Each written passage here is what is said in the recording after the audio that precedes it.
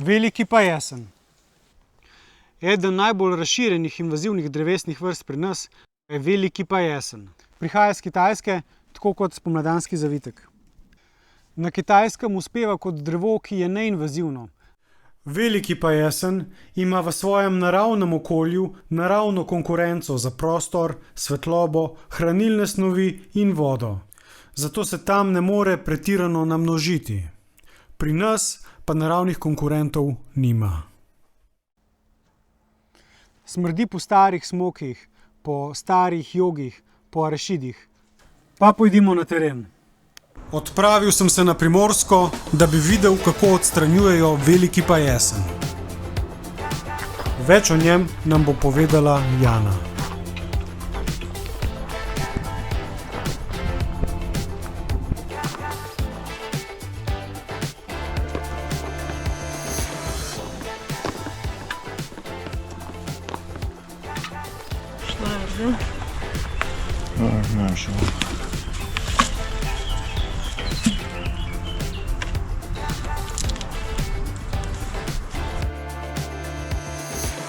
Danes smo končali tlele, ta del je treba, tle, ko greš gor z Mladišča. Potem pa je treba pregledati, če smo tlele dovolj delač noter šli. Moje ime je Jana Kus in prihajam iz Zavoda Symbiozis. Po poklicu sem biologinja in se zadnjih 20 let ukvarjam z tujerodnimi vrstami. To področje je v zadnjem času zelo aktualno, zato ker se problematika tujerodnih vrst povečuje. In tudi moje delo se vedno bolj usmerja v odstranjevanje invazivnih tujerodnih rastlin. Danes smo na lokaciji blizu Sežane, kjer odstranjujemo oziroma zatiramo veliki pa jesen. Gre za drevo iz Kitajske, ki se je v Slovenijo, so ga pripeljali kot drevo, s katerim so pogozdovali kraške goličave. Ponekod so ga sadili celo tudi v mestih in kasneje se je potem razširilo. In danes je na Krasu zelo razširjeno in ker tvori goste sastoje, s tem tudi ogroža druge domorodne vrste. Zato s tem projektom, ki ga zdaj izvajamo, poskušamo zmanjšati širjenje. Naše aktivnosti so usmerjene v to, da se zaustavi širjenje da se obročka ženska drevesa, tako da se ustavi širjenje z semeni. Zdaj to obročkanje pomeni, da z mačeto odstranimo pas lubja, nekje v višini 20 do 30 cm. Na ta način prekinemo pretok hranil med spodnjim in zgornjim delom drevesa in tako drevo nekje v 2 do 3 letih potem tudi odmre. Razlog, zakaj uporabljamo to metodo in preprosto drevesa ne posekamo, je, da ima pa jesen zelo razpredene korenine in če bi mi drevo požagali, bi se drevo na to odzvalo z bujno rastjo iz vseh stranskih korenin, tako da na ta način drevesa ne bi zatrli, bi pa ustvarjali neke gozdičke teh manjših dreves. Zato je metoda obročkanja veliko bolj primerna in se jo poslužujemo že zadnjih par let.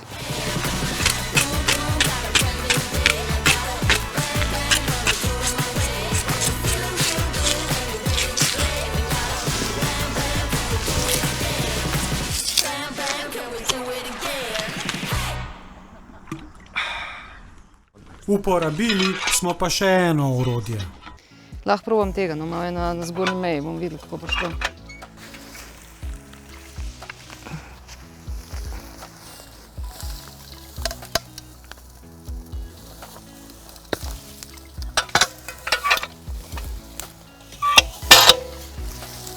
Ja, ta je šel kar lepo ven. Zdaj fino pri tem uporabi tega ročnega orodja je seveda, da nastaja zelo majhne poškodbe tal.